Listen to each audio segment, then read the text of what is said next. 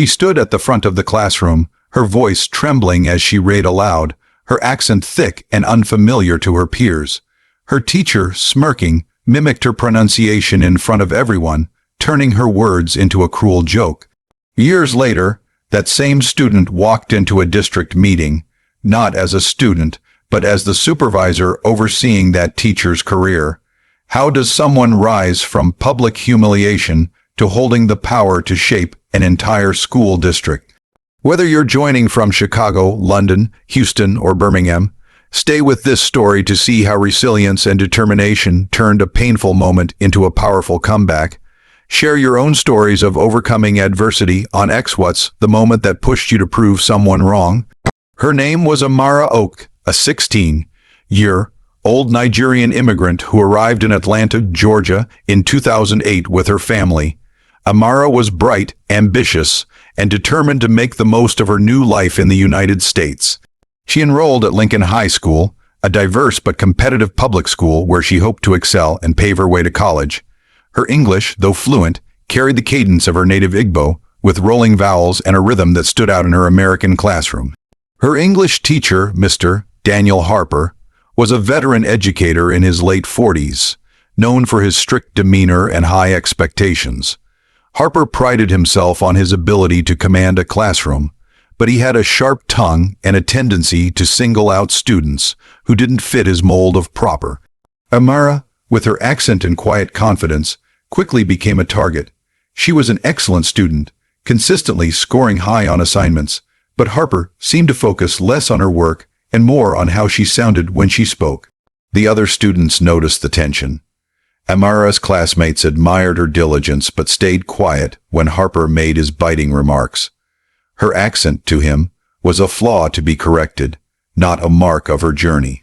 Despite this, Amara kept her head down, studied hard, and dreamed of becoming an educator herself one day, not like Harper, but one who uplifted every student, no matter their background. The breaking point came during a spring semester English class in Amara's junior year. The assignment was to read a passage from To Kill a Mockingbird aloud, and Amara volunteered, eager to participate. As she read, her accent shaped the words differently, but her understanding of the text was clear. Halfway through, Harper interrupted her. "Amara, can you try that again? It's hard to understand you with that accent," he said, his tone dripping with condescension. The class went silent. Then, to Amara's horror, Harper mimicked her pronunciation of justice, exaggerating her vowels with a mocking lilt.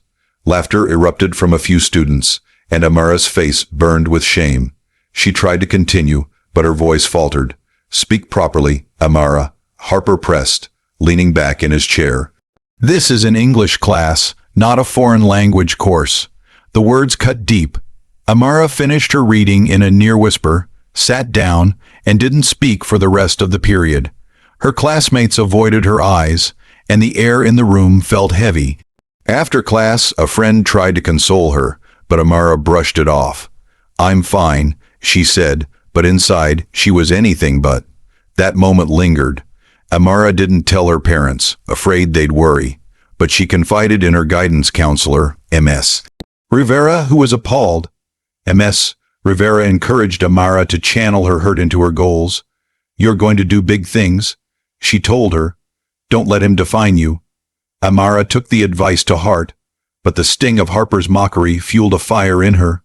She wasn't just going to succeed, she was going to surpass him, and she'd do it in a way that ensured no student would ever feel the way she did. Amara threw herself into her studies with renewed focus. She graduated as valedictorian, her speech at commencement delivered with the same accent Harper had mocked, now steady and proud.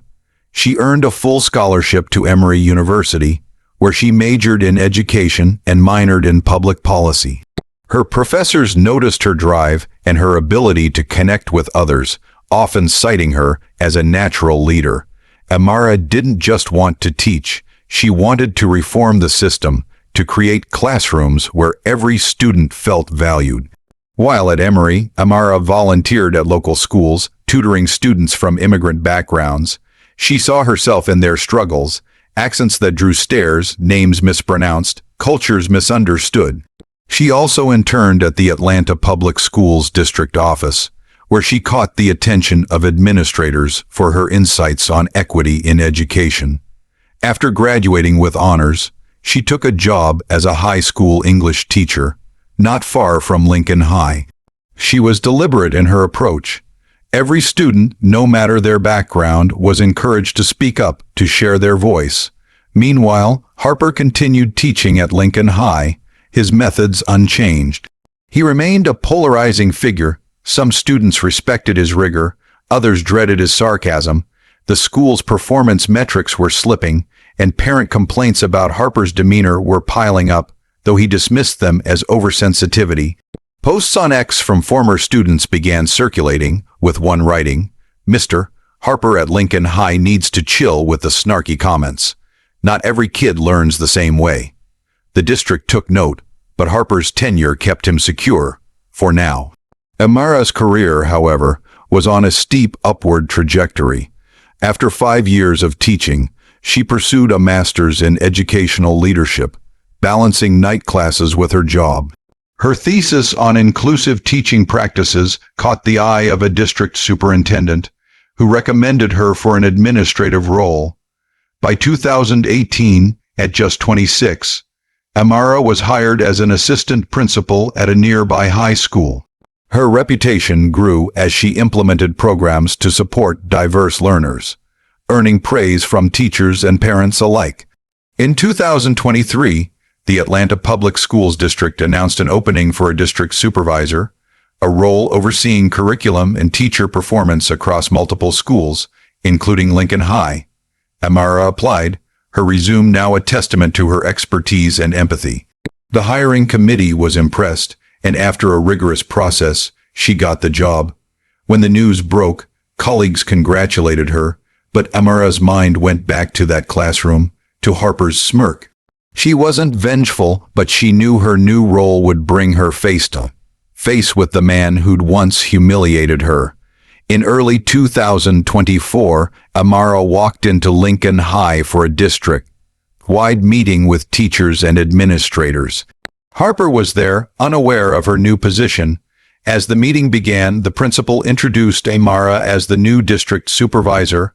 Harper's face froze when he saw her, the recognition dawning slowly.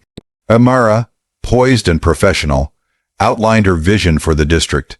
Inclusive classrooms, teacher training focused on cultural sensitivity, and accountability for student well-being. Her accent, still present, was no longer a source of shame, but a marker of her strength. After the meeting, Harper approached her, his tone cautious. "Amara, I didn't realize you'd come so far," he said, attempting a smile. Amara nodded politely. "I had a lot of motivation, Mr. Harper," she replied, her voice steady. She didn't mention the mockery, but the weight of her words was clear. Harper's performance reviews were now under her purview, and she intended to hold him to the same standards she applied to everyone: respect, professionalism, and a commitment to students. The twist wasn't just Amara's rise to power, it was how she used it. She didn't seek revenge. Instead, she pushed for reforms that would prevent other students from enduring what she had. Under her leadership, Lincoln High introduced mandatory training on cultural competency, and Harper, for the first time, faced scrutiny for his teaching style. Some say he softened, others say he retired early. Either way, Amara's influence reshaped the school for the better. From Atlanta to Manchester, this story shows what's possible when you turn pain into purpose. Amara Oak didn't just overcome a teacher's cruelty, she redefined what leadership looks like. Have you ever turned a setback into a victory? Share your story on X, and let's inspire each other. If you're in Atlanta, visit a local school and see the changes Amara's work is sparking. You might just hear her voice, accent and all, leading the way.